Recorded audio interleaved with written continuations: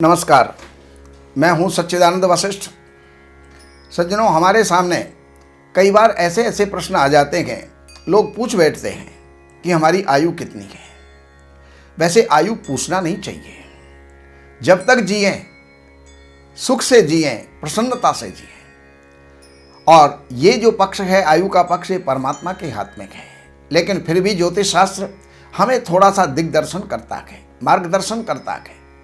तो अब मैं तुला राशि वालों के लिए बता रहा हूं। देखिए, आयु जो होती है ये हमारी 3 प्रकार की होती है। अल्पायु होती है, मध्यमायु होती है, पूर्ण आयु होती है। अल्पायु 32 वर्ष तक होती है, मध्यमायु ये 64 वर्ष तक होती है, और इसके ऊपर जितने भी वर्ष हम जीते हैं वो पूर्ण आयु कहलाती है।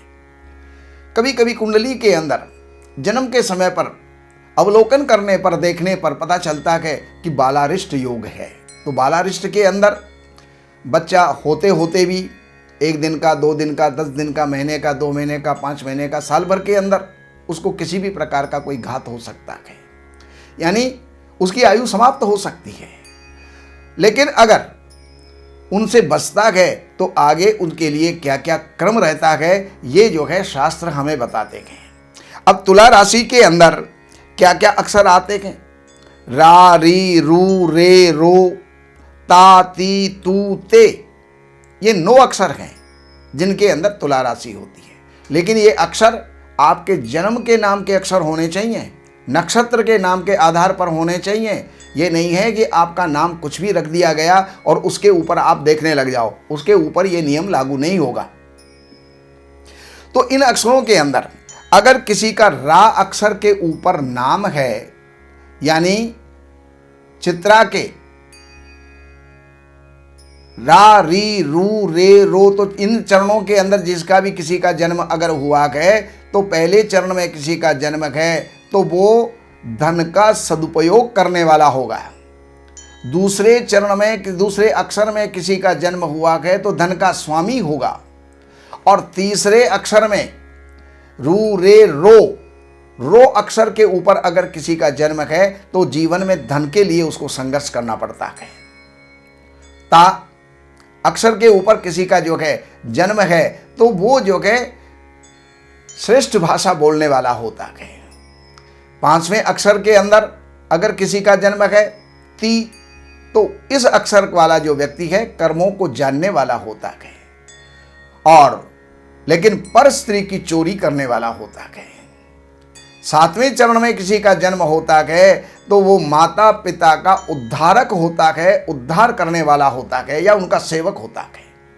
8वें चरण में किसी का जन्म होता है तो राजा से सम्मानित होता है, और 9वें चरण में किसी का जन्म है तो वो भाग्यवान होता है। अब उनके लिए कष्टकारी वर्ष और महीने आपको बता रहे हैं। तो कष्टकारी महीना उनके लिए कौन कौन सा होता है? पहला महीना, चौथा महीना, चौथे महीने के अंदर, और उसके बाद 16वें वर्ष में अंगरोग, कष्ट, 21वें वर्ष के अंदर जलघात, 33 वर्ष के अंदर फिर अंगरोग, 41 वर्ष के अंदर अंगरोग, 51वें वर्ष में कोई ना कोई देव दोष होता है, 61 वर्ष के अंदर अल्प मृत्यु।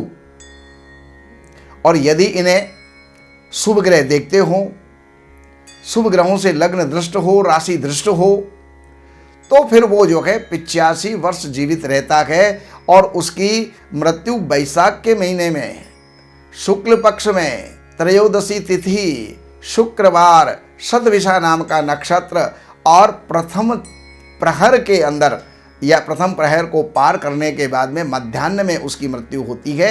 ये मैंने तुला राशि वालों के लिए आपको बताया है। लेकिन पुनः मैं कहता हूँ, ये तुला राशि वाले अपने नाम के आधार पर ना देखें। जन्म नक्षत्र के आधार पर अगर तुला राशि है तो उनके लिए ये नियम लागू होगा।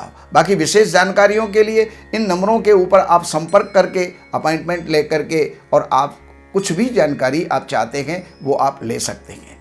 बाकी मेरा निवेदन ये है कि इस हमारे श्री वशिष्ठ चैनल को सब्सक्राइब करें, बेल आइकन को दबाएं, जिससे कि आपको ज्योतिष से, वास्तु से, धर्म ग्रंथों से संबंधित बहुत सारी जानकारियां आपको प्राप्त हो सके और उनको जान करके आप जीवन के अंदर लाभ उठा सकें। नमस्कार।